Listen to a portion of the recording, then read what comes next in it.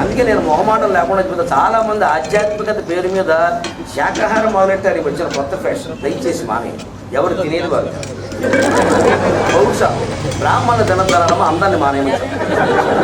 అందరూ బ్రాహ్మణ అయ్యే ప్రయత్నం చేయకండి, మా వృత్తులు పోతారు. మేమంటే మీరు అందరూ మానేశారు, మా వాళ్ళు మొదలెట్టారు.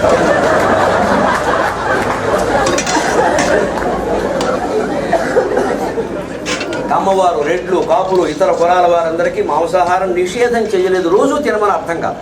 నిషేధం ఎందుకు చేయలేదు అంటే హిందూ ధర్మం కోసం అవసరమైతే కర్ర ఇచ్చుకు రావాలి. మా పౌరుషం ఇవాళ చాలా అవసరం. అది మానేసేసి మనమే ప్రకృతి వైద్యం అండి. పొద్దున్నే 2 దొండకాయలండి, 2 బీరకాయలండి, పొయ్యి మీద పెట్టమండి, పొయ్యమండి, జంతువుల అలా తింటామండి. ఉండగానే పోసుకుంటాం. దెబ్బైపోతుంది దేశం. ఏ తినేవాడు అది తినాలి, ఎప్పుడు తినద్దు.